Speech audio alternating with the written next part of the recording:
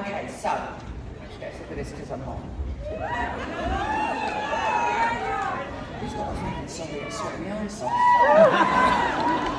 It's like my fire. Did you feel my fire? Oh, it was a lot trying to set fire to the road, but I knew we could do it. I knew we could do it. Every single time, so I better tell you that. Lovely.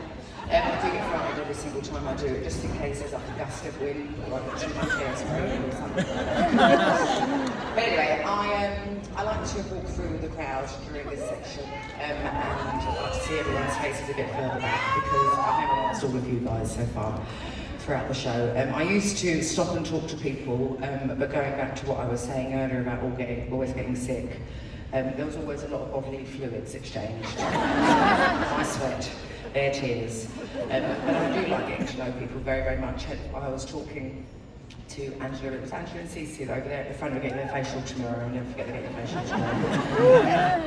But I like meeting strangers and things like that. But I have to complete these shows and without any more hiccups.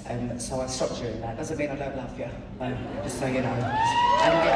So I used to ask them what one of their favourite memories were from when they were younger. And they really were varied. They were all sorts of, lots of grandparents, lots of Christmases, and holidays, sorry, as you guys say, and lots of dogs and beaches and things like that. Sometimes they were really, really deep, where it would like genuinely move my soul, and they tend to be like the repeat offenders I was talking about earlier, where they knew I would ask about repairing for years to give me their answer. And then in return I would often give one of my favourite memories from when I was younger. But before we started this 5-week run, it had been 89 memories, is that correct? And that's a lot of memories to not repeat. But also, I've run out of memories to give, and I am very much a pessimist. I am a half glass empty.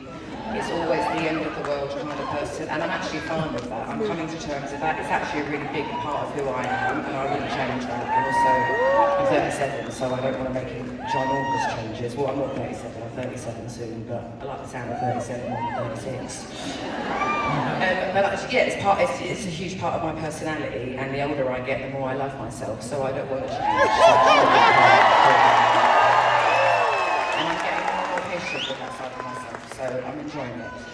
But a few years ago, it was like during my sort of divorce and things like that, I was drunk, like I often was, and like I soon will be.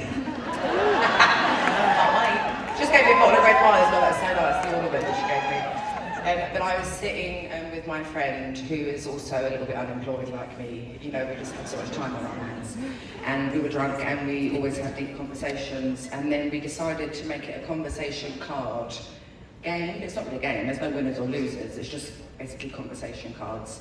And it's here. So I've decided, rather than doing a memory, which would now probably be a sad one, which I don't want to be a Debbie Downer for you, is I will just start doing these. They're like, you know, getting to know people, whether they're strangers, whatever like that. So they come in different categories. This one is to be loved.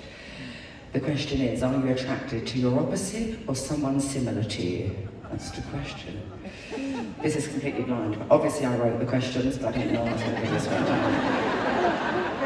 I also don't remember writing them because we were drunk. Are you attracted to your opposite or someone similar to you? It really varies. I think I used to always think it was someone similar to me, but I've realised in my most settled and happiest, and there's lots of moving parts to that, like I was just saying how much I like myself now, and things like that, and coming to peace with a lot of things about myself. The opposite actually does work better for me, because he motivates me, and I also feel very safe all the time. Which, if I was with someone like myself, I'm not sure I would feel safe. I know that sounds crazy. And I mean personality-wise as well, but yeah, I'd say opposite at this point. But you also think that we're the same person. This is one of my best friends, my photographer. She also thinks that we're the same person. Not me and her, sorry, me and my partner.